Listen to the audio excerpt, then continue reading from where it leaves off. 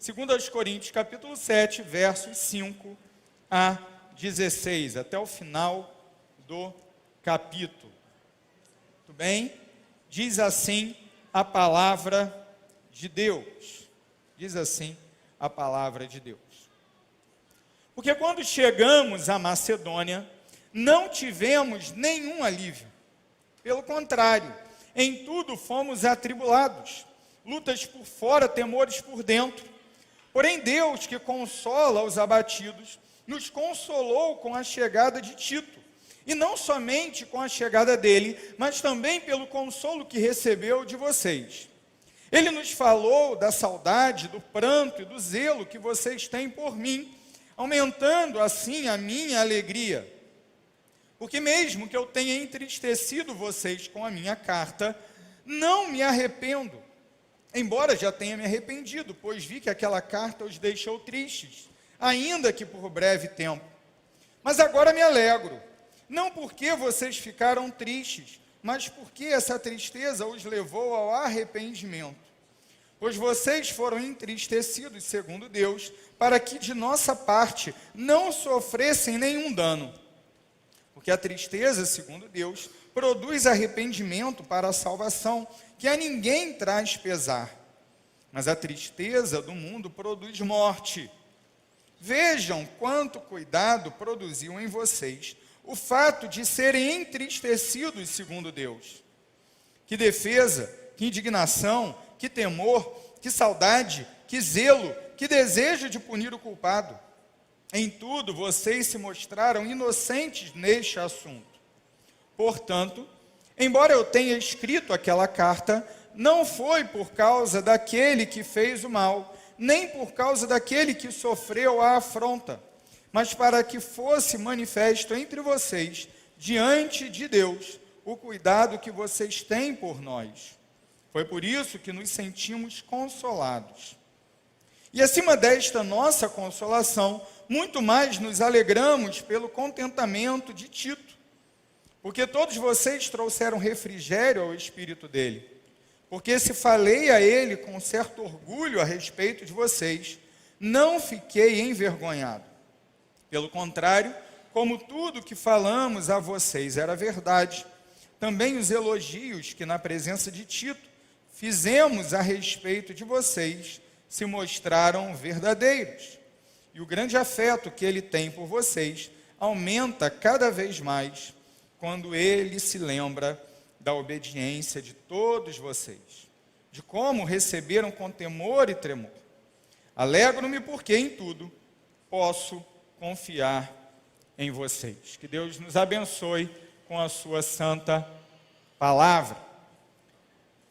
Se você quer guardar um tema da nossa reflexão nessa noite, guarde o tema a alegria que vem da fidelidade. A alegria que vem da fidelidade. Ao ler esse texto, meus irmãos, ao ler esse capítulo de número 7 da segunda carta que o apóstolo escreveu aos Coríntios, me fez lembrar bastante a carta aos Filipenses, que Paulo escreve um tempo depois. E que eu já tive a oportunidade de expor inteira aqui nos cultos de quarta-feira, da quarta-feira da educação cristã. Filipenses é uma carta escrita da prisão. E quem está preso tem todos os motivos possíveis para ficar triste, para se abater, para desanimar. Mas o apóstolo Paulo escreve uma carta sobre alegria preso.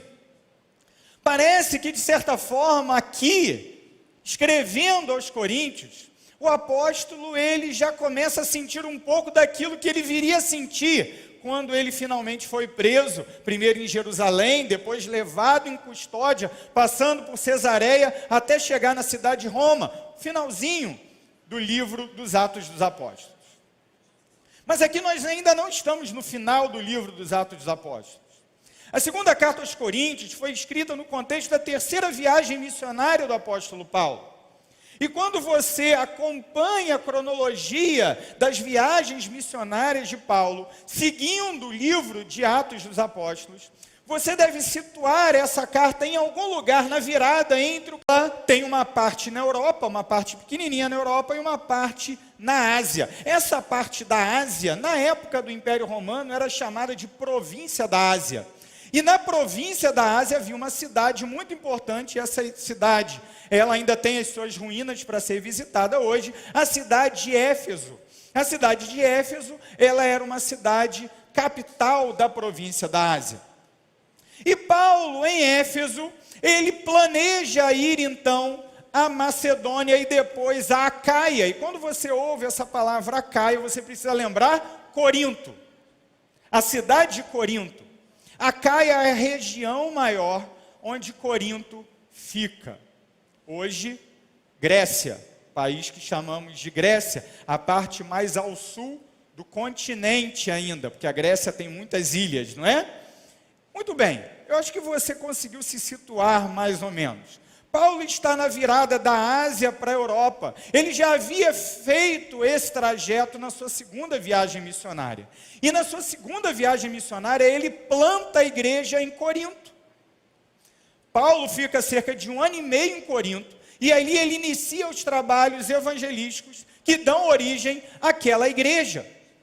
Paulo planta a igreja de Corinto, sem onerar em nada a igreja, trabalhando com seus próprios braços. Paulo tinha também uma profissão, além do ministério, que era o de fazedor de tendas. E Paulo, ali naquele contexto, planta aquela igreja numa cidade muito desafiadora. Uma cidade marcada pela imoralidade, pela idolatria, pela corrupção. Um verbo da língua grega daquela época, korintianizomai, significava literalmente viver uma vida de imoralidade e dissolução. Ser um coríntio, na língua grega, ou agir como um coríntio, era ser um imoral. Essa era a cidade de Corinto. E esse era o campo missionário do apóstolo Paulo. Ele não olhava aquele lugar e falava assim, não, eu não vou pregar para esse pessoal, porque esse pessoal aí não vale a nada. Paulo olhava para o seu próprio coração e falava, como eu não valho nada, e Jesus me salvou, então eu vou pregar para os outros que também não valem, a fim de que Deus os salve também. E assim foi em Corinto, e a igreja ali se iniciou. A igreja de Corinto, porém, foi uma igreja que deu muito trabalho para Paulo. Uma igreja que demandou muita atenção de Paulo.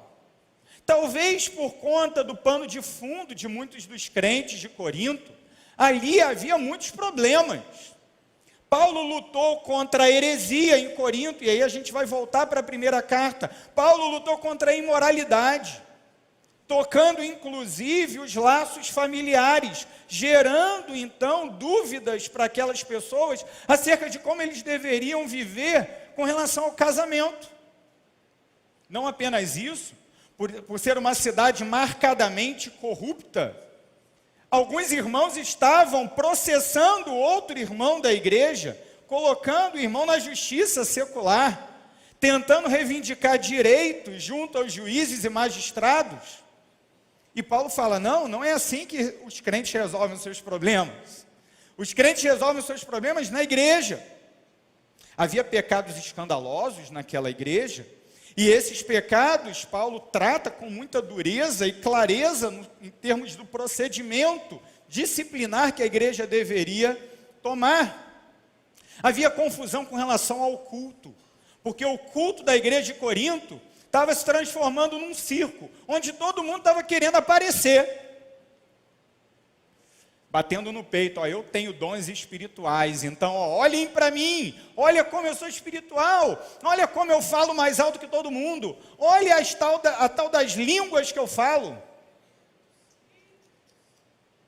E aí o pessoal falava assim, opa, como assim? E aí de um lado e de outro havia desconfiança, e por conta dessa tentativa de aparecer, dessa tentativa de se promover através do culto, havia na igreja de Corinto muitas panelinhas, muitos grupinhos. Cada um preocupado em defender o seu interesse, ao ponto de, na ceia do Senhor, cada um levar o seu pão e o seu vinho, e cada um comia somente com o seu grupinho, sem compartilhar com o outro. Exatamente esse é o contexto, ali em 1 Coríntios 11. O apóstolo Paulo escreve na primeira carta aos Coríntios, respostas às dúvidas que a igreja havia lhe enviado. A igreja de Corinto havia procurado o apóstolo Paulo e feito a ele alguns questionamentos, baseado nas notícias que ele havia recebido da sua igreja filha e baseado nas perguntas que lhe foram enviadas. Paulo escreve a primeira carta aos Coríntios. Essa carta que a gente tem aqui na Bíblia, logo após a Epístola aos Romanos. Muito bem. Isso gera para nós alguma confusão, porque nós olhamos e lemos lá em 1 Coríntios que Paulo às vezes fala, sobre o que vocês me escreveram, né? Paulo responde aquilo que ficou como dúvida daquela igreja. O contexto de 2 Coríntios é um pouquinho diferente. Por quê? Porque aqui nós vemos alguns dos problemas da igreja coríntia se agravarem. Paulo, mesmo tendo atendido a todas as demandas e dúvidas daquela igreja na primeira carta, parece que as notícias que lhe chegaram num dado momento não eram tão favoráveis. Paulo, então, escreve uma carta muito dura. Paulo faz uma correspondência com os coríntios confrontadora. Essa correspondência é mencionada aqui no verso 8. Acompanhe aí, na sua Bíblia que você não fechou, crente em Jesus Cristo. Verso 8 diz assim, porque mesmo que eu tenha entristecido vocês com a minha carta, que carta é essa? Não é a primeira carta aos Coríntios. Mas é uma carta emergencial na qual Paulo trata de problemas específicos e confronta duramente a heresia e o pecado naquela igreja. Diante dessa carta, outras necessidades emergem e o apóstolo então escreve esse texto que estamos estudando durante todo esse mês. A carta se desenvolve, não preciso fazer grande revisão, porque temos estudado ela desde o domingo passado, pela manhã, com o pastor Henri, depois à noite com o pastor Carlos Elias, hoje de manhã, no capítulo 6 também, com o nosso pastor Carlos Elias, e agora nós chegamos ao capítulo 7. Chegando nesse capítulo, nós vemos uma mudança de assunto. Paulo começa a tratar de problemas da igreja no início da carta. É assim que começa o capítulo 1, capítulo 2. Mas quando ele vai para o capítulo 3, a sua ênfase passa a ser a vida segundo a nova aliança. Por que ele faz isso? Porque alguns indivíduos naquela igreja estavam vivendo uma vida que não estava de acordo com os padrões da nova aliança. Isso por conta de ensinos errados que ali estavam se introduzindo. Paulo então confronta com a doutrina correta e com a prática correta, concluindo então essa sessão com o desafio à santidade. Veja, verso 1 do capítulo 7. Portanto, meus amados, tendo mais promessas, purifiquemo-nos de toda a impureza, tanto da carne como do espírito, aperfeiçoando a nossa santidade no temor de Deus. Como é a vida do crente da nova aliança? A vida de santidade e pureza. Paulo então faz uma ponte, uma curva. Veja só no verso 2 até o verso 4. Pedimos que vocês nos acolham em seu coração. Não tratamos ninguém com injustiça. Não prejudicamos ninguém. Não exploramos ninguém. Paulo está falando, igreja, atenção! Vocês já esqueceram como foi o nosso comportamento entre vocês? Quando eu lanço a semente do evangelho, quando eu reviso a doutrina com vocês, por favor, receba isso no coração. aprenda de bom grado, viva de acordo com essa mensagem, porque ela vale a pena. Não falo para condenar vocês, verso 3, porque eu já disse que vocês estão em nosso coração, para juntos morrermos e vivermos. Estou sendo bem franco com vocês e tenho muito orgulho de vocês. Paulo está dizendo, meus irmãos, apesar dos problemas, vocês são fruto do meu ministério. Eu tenho orgulho de vocês. Eu louvo a Deus pela vida de vocês. Vocês são a glória do meu ministério. Vocês são as cartas vivas, fruto do meu ministério. Vocês demonstram que são uma carta de Cristo, resultado do nosso ministério. Esse é o tema desse mês, 2 Coríntios 3:3.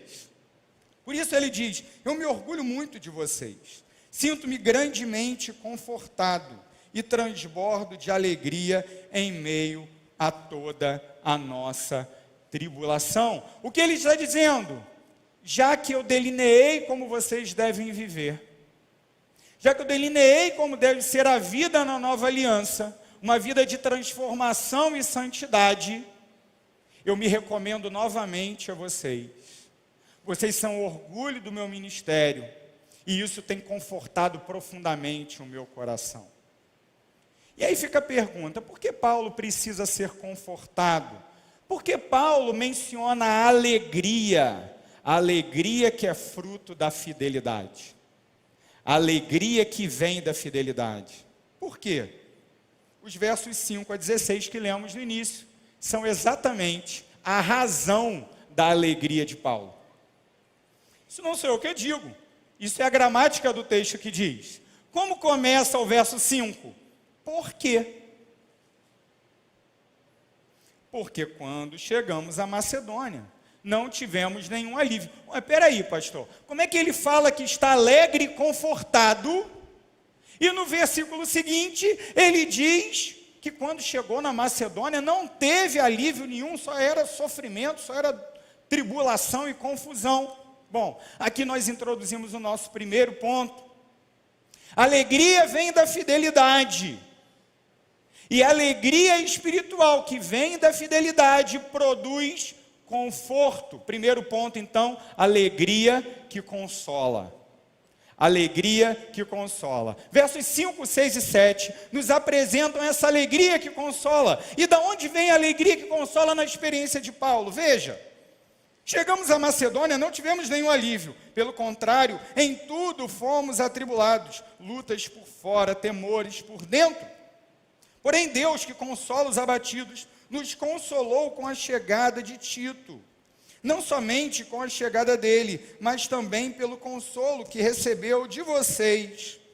Ele nos falou da saudade, do pranto e do zelo que vocês têm por mim, aumentando assim a minha alegria. O apóstolo Paulo havia tido um ministério muito profícuo em Éfeso, porém teve que sair daquela cidade fugido. Se dirigiu então à Macedônia, após perseguição, dor e sofrimento. Ali naquela região, ele narra aqui, em outros momentos também, como por exemplo no capítulo 2, verso 13, que em Troade, na Macedônia, ele enfrentou grandes lutas e sofrimentos. Grandes. Sofrimentos terríveis. O apóstolo Paulo é um homem que comumente se apresenta forte, se apresenta corajoso, se apresenta um soldado inabalável na batalha. Mas aqui, tanto no capítulo 2, quanto agora, no início desse texto que estamos estudando, ele se mostra enfraquecido. Parece que ele sente o peso do ministério. Parece que ele sente as agruras que estão lhe sobrevindo. E assim acontece com a gente também.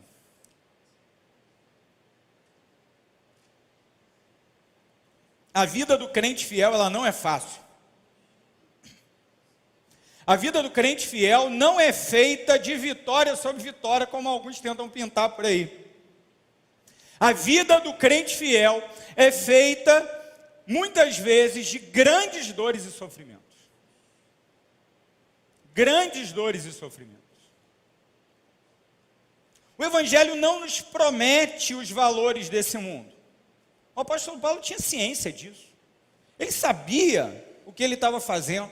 E ele sabia o porquê ele estava fazendo.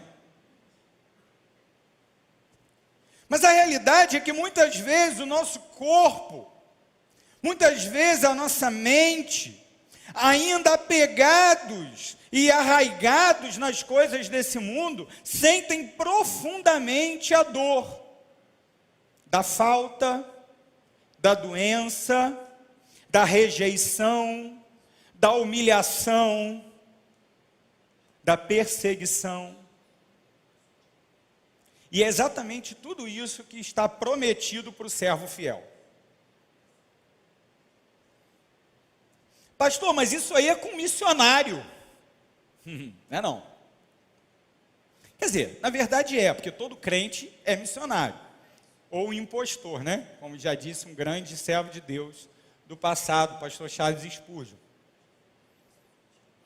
Mas aqui a gente não está falando do missionário profissional, que também é outra coisa que não existe, né? Não estamos falando do ministro de tempo integral. Não estamos falando da pessoa que tem um cargo na igreja, que tem um reconhecimento como pastor, como um líder. Não estou falando só desses, não. Estou falando de todo mundo. Eu estou falando do pai que tenta conduzir em fidelidade a educação dos seus filhos e a liderança da sua casa. Sobre esse pai sobrevêm lutas, dores profundas. Estou falando do profissional que na segunda-feira vai à sua empresa, ao seu local de trabalho, e ali é perseguido. Estou falando do crente honesto, que muitas vezes olha para o lado e vê o desonesto prosperar enquanto ele não. Isso dói. Faz a gente sentir. E talvez em algum momento pode até fazer a gente questionar, será que vale a pena mesmo esse negócio? Muitos servos de Deus chegaram a esse ponto, não é? Os filhos de Asaf, no Salmo 73, por exemplo. Outros salmistas. E parece que aqui o apóstolo Paulo está chegando perto dessa situação. Sentindo a dor da perseguição, da privação, da rejeição. Principalmente quando ele olha para uma igreja onde ele tinha investido tanto da sua energia e parece que aqueles crentes estavam escorrendo entre os seus dedos e que iam se perder. E ele, como pastor fiel, então, começa a sentir medo. A tensão do ministério fiel. A igreja não é do pastor. Mas a igreja faz constantemente com que o pastor perca suas noites de sono. Em oração, com o joelho em terra, clamando pelo futuro do rebanho que o Senhor confiou. Que tensão é essa? Meus colegas pastores já conhecem bem, nosso pastor, com certeza, a experimenta constantemente por causa de nós, suas ovelhas. O rebanho é só emprestado. Mas ele nos preocupa muito. Paulo está preocupado com os coríntios. E ele teme que esses irmãos se percam. E ele teme que aquela igreja fracasse. E ele teme que todas as suas agruras, dores, perseguições e ameaças redundem em nada com relação aos coríntios. Essa é a experiência que Paulo tem no seu interior. Mas a alegria que Deus provê para aquele que desenvolve, conduz a sua vida com fidelidade a Deus, ela sempre chega. E como ela chegou na experiência de Paulo? Através de Tito, verso 6. Porém, Deus que consola os abatidos, nos consolou com a chegada de Tito. E não somente com a chegada dele, mas também pelo consolo que recebeu de vocês. Ele nos falou da saudade, do pranto, do zelo que vocês têm por mim, aumentando assim a minha alegria. Paulo, preocupado com os coríntios, recebe uma boa notícia. Os coríntios estão aprendendo, eles estão mudando, eles estão entendendo. E isso promove no coração de Paulo grande consolo. A alegria que vem da fidelidade produz consolo. Em momentos em que muitas vezes parecemos que vamos sucumbir ao desespero. Mas o desespero não foi feito por crente. Não. A palavra desespero significa não ter esperança. E se tem algo que o crente tem, é esperança. Nós podemos estar na circunstância mais difícil da vida. Não importa qual seja. A realidade é que o Senhor ali estará protegendo o nosso coração. Nossos irmãos da antiguidade foram ao Coliseu. Ali foram devorados por feras. Ali foram destruídos e despedaçados por homens maus. Ali se tornaram motivo de escárnio e de lazer de uma turba ensandecida. Mas ali receberam do Senhor a proteção para o seu coração, e o Senhor recebeu os seus mártires com alegria, não com desespero. Ainda hoje, a igreja é perseguida. Nós somos a igreja que milita, nós somos a igreja que combate, nós somos uma igreja que está em guerra. Às vezes a gente não sente muito isso, estamos no ar-condicionado, no banco acolchoado, com o carro estacionado aqui. Mas Deus nos chama para a guerra, e na guerra há dor, na guerra há luta. Guerra não é lugar de conforto. E é aqui que a gente está, na guerra. Se você ainda não se ligou disso, meu irmão, por favor, assuma o seu papel. Deixa ninguém lutar por você, não. Empunhe suas armas e vai para o combate.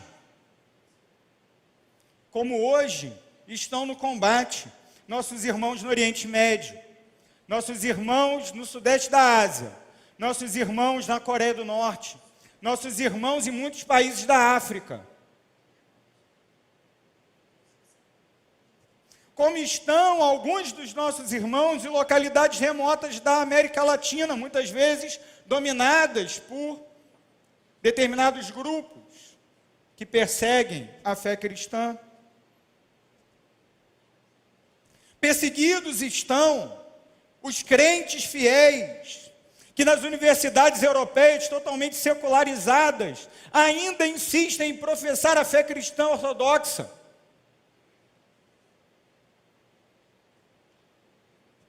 A perseguição, ela é o normal para a gente. É o estilo de vida do crente. Mas em meio à perseguição, Deus promete: eu vou estar com você, cuidando do seu coração. A alegria do Senhor é a nossa força. Não é uma euforia, não é a gargalhada vã, que logo vem e acaba. Não, é uma alegria que sustenta, que nos mantém de pé, que nos fortalece a despeito de qual for a dificuldade. Talvez você, assim como Paulo, tenha chegado até esse lugar à beira do desespero. À beira sim, mas no desespero jamais. Saiba que o Senhor, guardará a mente e o coração de vocês.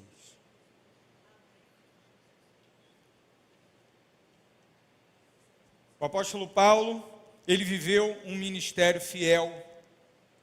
A sua maior preocupação era se manter fiel ao seu Senhor. E assim ele foi até o fim, até ter sido morto nas masmorras romanas.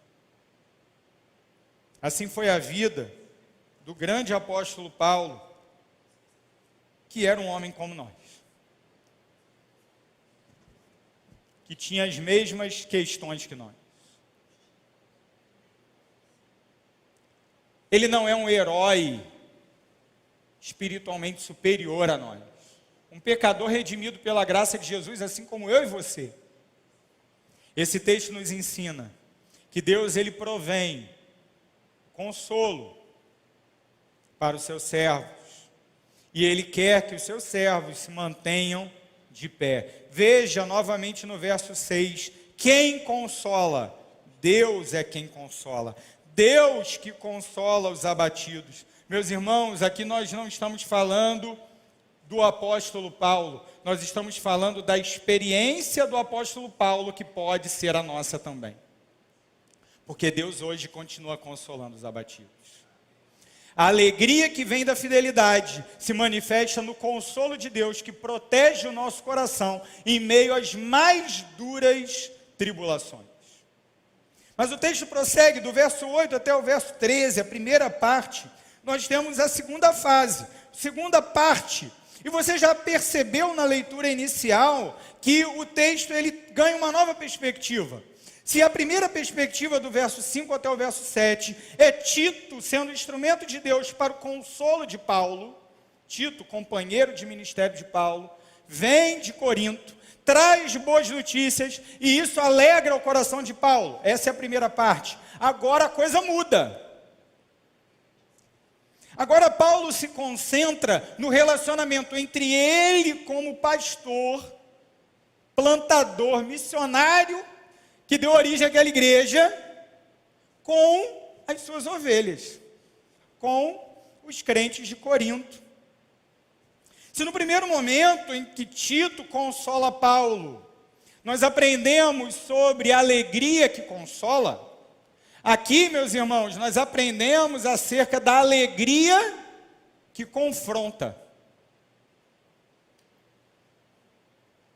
Já lemos agora há pouco o verso 8. Você vai perceber que no verso 8, o apóstolo Paulo menciona uma carta. Veja, mesmo que eu tenha entristecido vocês com a minha carta, não me arrependo. Como assim? Como eu expliquei, houve uma carta que nós não temos mais acesso, uma carta com um teor muito duro e confrontador, que Paulo escreveu para Corinto. E tendo escrito essa carta, as relações entre o pastor e o rebanho ficaram meio estremecidas. Porque tem hora que tem que falar mais pesado, mais duro, e alguns crentes não gostam, não é? A situação é essa, nada mudou, só muda o endereço, né? Só muda o endereço. A experiência da Acaia no século I continua sendo a experiência das nossas igrejas hoje, no século 21, não é? Essa é a realidade aqui. E aí Paulo, ele diz, eu não escrevi aquela carta feliz.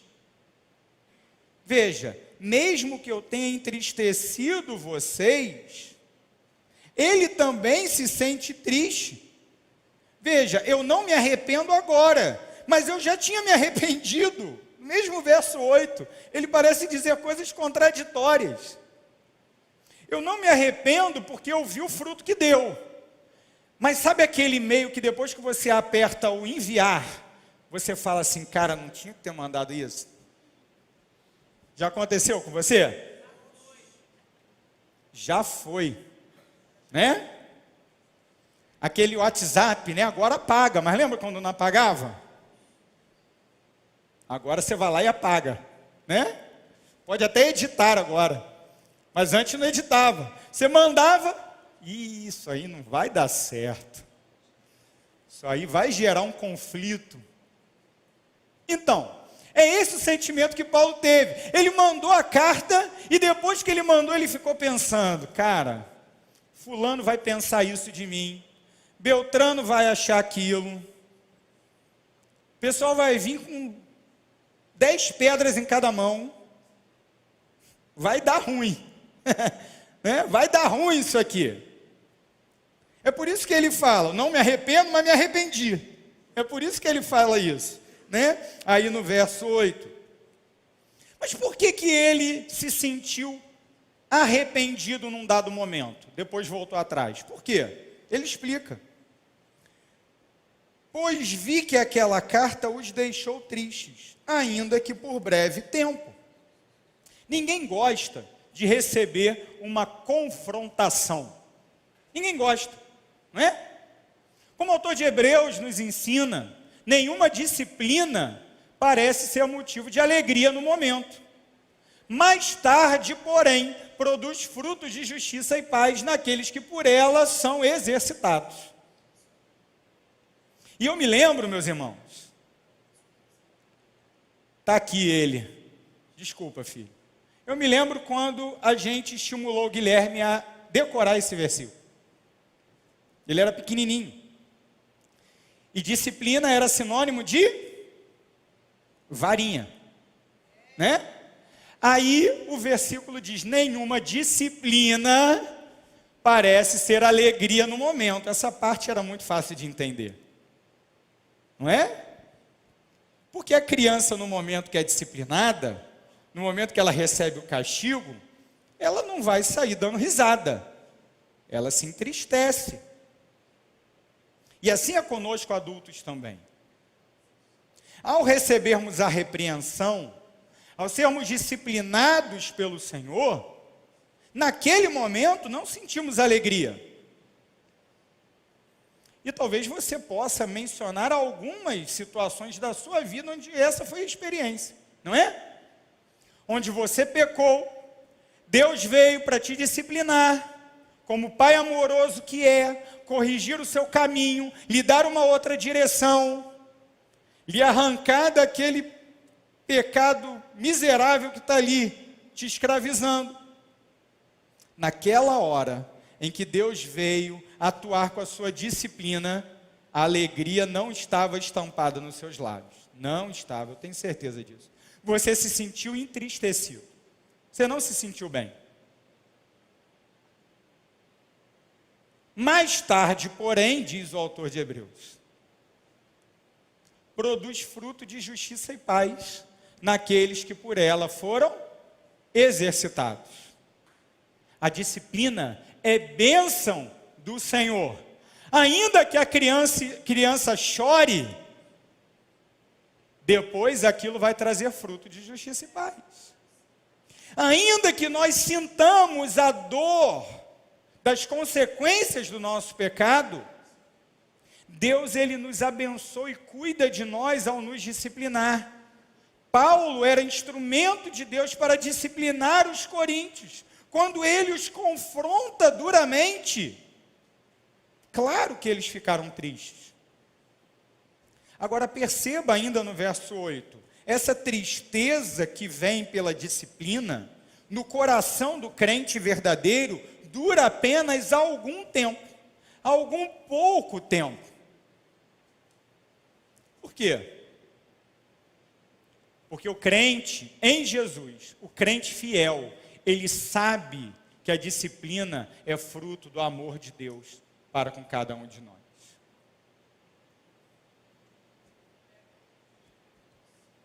Quantas lições preciosas Deus tem nos ensinado em meio ao nosso pecado. A alegria é fruto da fidelidade. Mas por um pouco de tempo, a tristeza é bênção de Deus para nos trazer de volta ao caminho da fidelidade. Pastor, eu não entendo isso. Na minha cabeça, Deus sempre tinha que me fazer feliz e me dar coisas boas. Meu amigo, se é assim que você pensa, você não crê em Deus, você crê no Papai Noel.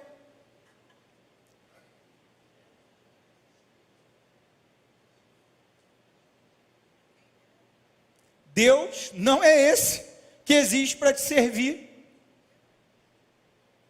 Se fosse assim, ele não seria Deus. Deus é o Senhor de todas as coisas e da nossa história. E por ser um Deus que também nos ama, Ele conduz a nossa história também através da disciplina, para que nós sejamos corrigidos no nosso caráter, na nossa forma de viver. E os coríntios precisavam disso, como eu e você também precisamos. Veja que aquela tristeza temporária cessa, verso 9, mas agora me alegro, não porque vocês ficaram tristes, mas porque essa tristeza os levou ao arrependimento. Não existe arrependimento real sem tristeza profunda por causa do pecado. Muitas vezes nós não reconhecemos a verdadeira gravidade do nosso pecado. O pecado, meus irmãos, ele é muito grave. Não porque vai nos trazer prejuízos lá na frente, mas porque o pecado ofende a glória da santidade de Deus. O pecado é uma ofensa à santidade de Deus e por isso ele é grave. Ele não é grave porque vai dar ruim lá na frente, alguém vai me pegar e aí... Não! Ele é grave porque Deus já viu o teu pecado desde antes de você o praticar, desde que o seu coração o concebeu. O pecado ofende a santidade de Deus, e Deus não nos escolheu, não nos separou para o pecado, mas para sermos santos e irrepreensíveis. Deus nos predestinou para a adoção de filhos, para vivermos uma vida transformada, uma vida que revela e reflete o próprio caráter de Jesus. A vida de Jesus será vista na nossa vida, se vivermos uma vida santa. E só há um caminho para vivermos uma vida santa, o caminho do arrependimento, o caminho do quebrantamento, o caminho da confissão. Não existem atalhos. Tem tristeza que produz alegria, meu irmão. Porque se a fidelidade leva à alegria, a tristeza, segundo Deus, produz fidelidade. Olha o que diz o verso número 10. Porque a tristeza, segundo Deus, produz arrependimento para a salvação, que a ninguém traz pesar. Mas a tristeza do mundo produz morte. Pastor, vai ter um momento da minha vida então que Deus vai querer que eu fique triste? A resposta desse texto é: vai. Quando? Toda vez que você ofender a santidade de Deus. O sentimento correto do cristão sincero e fiel diante do seu próprio pecado é tristeza. Porque a tristeza, segundo Deus, produz arrependimento que leva à salvação, e a salvação é o motivo de toda alegria. Percebeu? A tristeza do crente por causa do seu próprio pecado é o início de uma jornada que o levará a uma alegria que não pode ser roubada. Mas existe também a tristeza do mundo. O que caracteriza a tristeza do mundo? Eu fico triste, segundo o mundo, quando os valores do mundo me são retirados. O que o mundo valoriza? O mundo valoriza poder. Quando eu tinha poder e agora não tenho mais, isso me entristece. O valor do mundo, os valores do mundo valorizam os prazeres. Eu desfrutava de prazeres, agora não desfruto mais. Valores do mundo.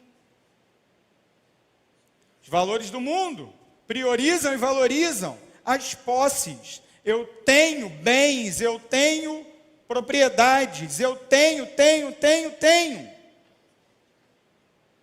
Se isso me é retirado, vem a tristeza do mundo. Essa tristeza do mundo revela um coração apegado às coisas desse mundo. E aquele que se sustenta, que se alicerça nas coisas desse mundo, só pode esperar a morte. A tristeza do mundo produz morte. Por isso, a confrontação dura do pecado que Paulo fez contra os coríntios gerou um fruto maravilhoso, porque não foi uma tristeza segundo o mundo, mas foi uma tristeza segundo Deus. Foi uma tristeza que revelou a gravidade do pecado deles, que gerou arrependimento, que gerou um mover de avivamento naquela igreja. Sim, meus irmãos, um avivamento é marcado por santidade, por quebrantamento. A gente ora por avivamento e acha que é barulho. Não é não. A igreja coríntia é especialista em fazer barulho. Se alguma igreja do Novo Testamento pode ser classificada em algum momento como igreja do Oba-Oba, é a igreja de Corinto. Hoje tem um monte, né? As outras do Novo Testamento não parecem não, mas Corinto parece. Pelo menos quando Paulo confronta ali na primeira carta, parece. Mas o que ele está dizendo agora aqui? Essa igreja do oba-oba, da imoralidade, da heresia, da desunião, dos conflitos internos, do culto bagunçado, do culto irreverente, essa igreja se entristeceu segundo Deus.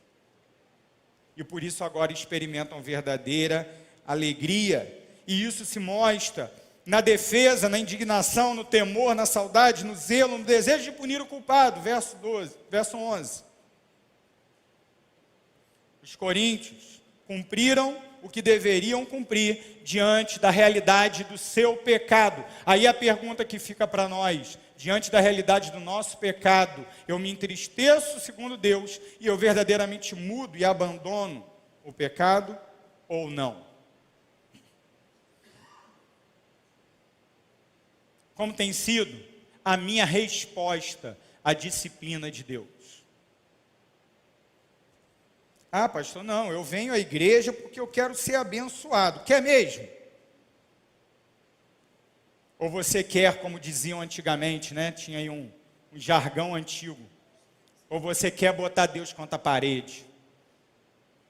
Tenta colocar Deus contra a parede só. Tenta. Você vai ver onde que você vai acabar. Deus é Senhor, não servo. Deus é santo e também é amor. Ele nos traz para a sua presença para que sejamos transformados.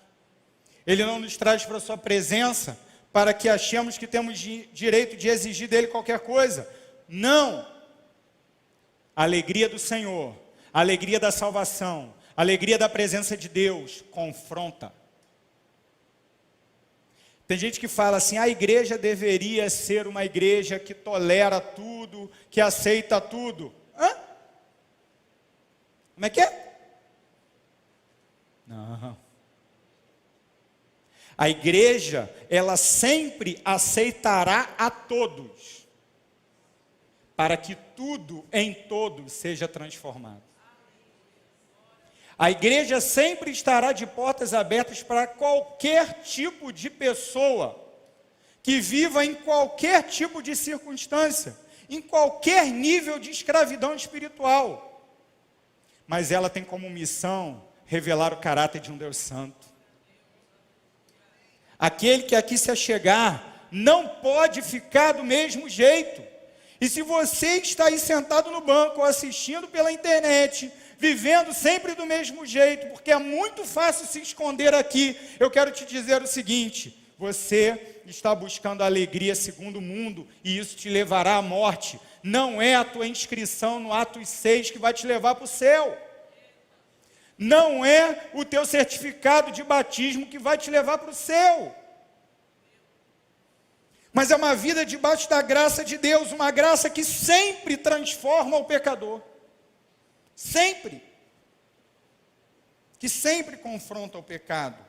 Portanto, a alegria verdadeira no Senhor, ela não tem nada a ver com os valores e bens desse mundo, mas tem a ver, sim, com a dinâmica de dia após dia sermos confrontados nos nossos pecados e transformados segundo o caráter de Cristo Jesus. Alegria que consola, alegria que confronta. E o texto termina nos apresentando a alegria que transborda. Versos 13 até 16. Alegria que vem da fidelidade a Deus. Ela não tem como objetivo que desfrutemos de forma individual das bênçãos de Deus. Já aprendemos que as verdadeiras bênçãos do Evangelho são de natureza espiritual. Não tem nada a ver com os valores do mundo, mas tem a ver com os valores do reino de Deus. Isso nós já sabemos. Acontece que existe uma espécie de evangelicalismo individualista, que diz que a mensagem do Evangelho e as bênçãos espirituais de Deus tem a ver apenas com você e Deus. Tem a ver apenas com relacionamento vertical. Eu me relaciono com meu Deus e Ele é tudo para mim, e Ele inunda o meu coração e Ele me satisfaz. Ok, isso é verdade. A pergunta que fazemos é, mas quem está do meu lado? O cara que do meu lado, ele que se resolva aí com Deus e tal. O máximo que eu vou fazer é de vez em quando dar um folheto para ele, falar uma mensagem, né? Quantas são as leis espirituais? 4, né? 4 leis espirituais, e o camarada vai um dia aí se converter, né? Aí ele vai ter esse relacionamento vertical com Deus e tudo mais. Será que é isso que deve acontecer? Perceba o último trecho. Acima dessa nossa consolação, que consolação? Segunda parte do verso 13. Da consolação de ver que a disciplina de Deus deu frutos na vida dos coríntios. Acima dessa consolação, muito mais nos alegramos pelo contentamento de Tito, porque todos vocês trouxeram refrigério ao espírito dele. Porque se falei a ele com certo orgulho a respeito de vocês, não fiquei envergonhado. Pelo contrário, como tudo que falamos a vocês era verdade, também os elogios que na presença de Tito fizemos a respeito de vocês se mostraram verdadeiros. O que está acontecendo aqui?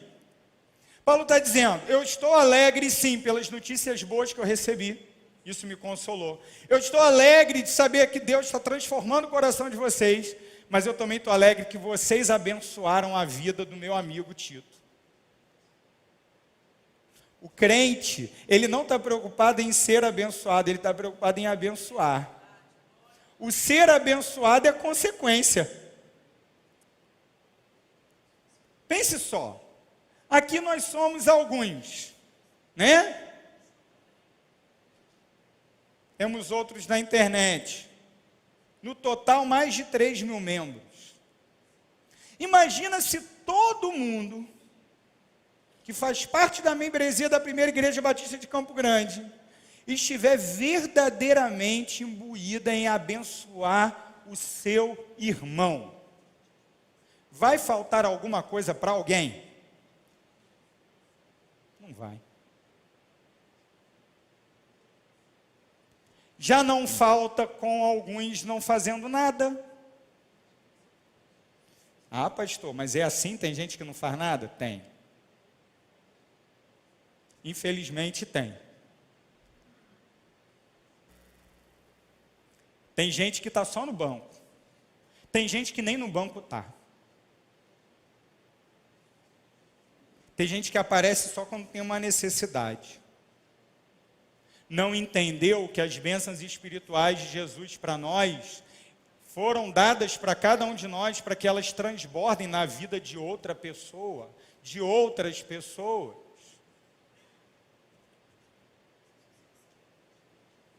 Paulo está feliz.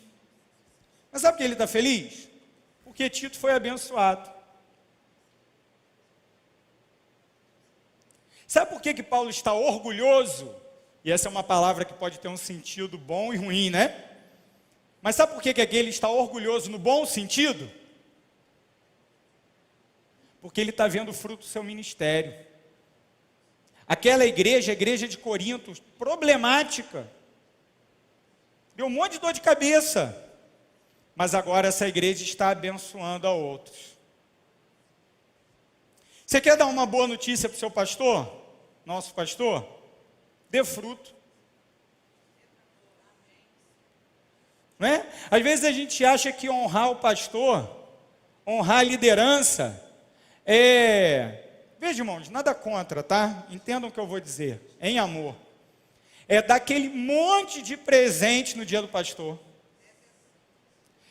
Meus irmãos, nós não reclamamos do presente, recebemos com muita alegria. Mas eu vou te dizer uma coisa. Quando eu vejo a pessoa do meu PG trazer um visitante, aí eu fico feliz. Vale mais que todos os presentes do segundo domingo de junho. Quando eu vejo a escola dominical crescer, que alegria. Quando tem o dia da festa do batismo, pastor. Essa é a glória do nosso ministério. E qual é a glória do teu ministério? Eu não tenho ministério, eu não sou pastor, não sou apóstolo. Se você ainda está pensando assim, depois de todo esse tempo que a gente está junto aqui, né? Talvez o sono esteja te pegando forte aí, né? Preste atenção, meu filho. Em nome de Jesus, você tem um ministério. Mas eu não tenho mais força, não consigo ir para a igreja, eu fico em casa orando. E as respostas de oração? Isso não é fruto do seu ministério, não? Na vida de outra pessoa? O meu ministério é o serviço, eu fico na porta, eu fico escondido ali na cabine de som. Ora, através de vocês, queridos, essa mensagem está chegando a muita gente. Através de vocês que cumprimentaram cada um que chegou aqui hoje na porta, muitas pessoas se sentiram amadas e acolhidas. A alegria da fidelidade transborda na vida de outros. E isso não vale só para o ministério ordenado. Isso não vale só para a liderança. Isso vale para todo mundo. Isso vale para o teu ministério de pai, de mãe, de filho. A alegria do Senhor transborda na sua vida através da honra, filho, que você presta ao seu pai? Através do cuidado, mãe, que você presta à sua família? Através do zelo da proteção e do pastoreio, pai, que você exerce sobre a sua família? A alegria que provém da fidelidade é uma alegria que consola, é uma alegria que confronta e é uma alegria que transborda. Assim era na mente do apóstolo Paulo, homem de Deus, consagrado, comprometido com Jesus, e por isso ele expõe o seu sentimento de forma tão preciosa aqui nessa porção. E ele faz isso para que hoje nós olhemos para dentro. A alegria que provém do Evangelho de uma vida de fidelidade a Deus tem me consolado, tem me bastado, tem gerado no meu coração a paz que excede todo o entendimento? Ou eu vivo uma vida de desespero, de desorientação, de confusão? Como tem sido lidar com as suas emoções, com os seus pensamentos? Pensamentos santos, emoções santas, são aquelas que provêm de um coração que descansa em Deus, que desfruta de verdadeira paz por causa de Deus. E essa paz se inicia com a paz com Deus. Talvez você sempre viva em desespero e você esteja buscando na religião e não em Jesus. Se é assim, saiba mais uma vez que a alegria do Senhor, ela produz consolo e paz. Saiba também que a alegria do Senhor, ela confronta o pecado. O que você tem tentado esconder dos outros, da igreja, ou talvez até mesmo do próprio Deus? A boa notícia é que nada está escondido aos olhos de Deus. Desfrute.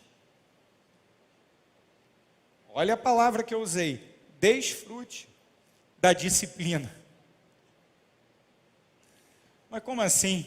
É isso aí. Porque a disciplina traz dor, mas lá na frente é alegria. Viva a disciplina. Enfrente esse processo e espere a alegria que vem dela. E por fim, a quem você tem servido? Por que a vida do apóstolo Paulo foi tão frutífera? Porque ele estava preocupado em servir a Deus de todo o seu coração, servindo aos outros. A quem você tem servido? A quem você tem doado do seu tempo, do seu recurso? Sirva a sua família, sirva a sua igreja, sirva ao seu próximo. Permita que a alegria do Senhor transborde da sua vida. Santo e bendito Deus, obrigado pela tua santa e bendita palavra. Obrigado porque ela é viva e eficaz. Obrigado porque ela nos ensina o caminho da verdadeira alegria. Ah, Deus, que experimentemos a alegria que vem da fidelidade. Que não sejamos enganados da alegria que vem dos valores desse mundo, porque são alegrias temporárias, não duradouras. São prazeres vãos. Por favor, Deus, que toda a nossa alegria, toda a nossa satisfação estejam alicerçadas somente no Senhor. E que assim experimentemos do teu consolo, da tua confrontação, da tua transformação segundo o padrão santo de Jesus Cristo. E também do privilégio do serviço a outros. É a nossa oração. E a fazemos em nome de Jesus. Amém.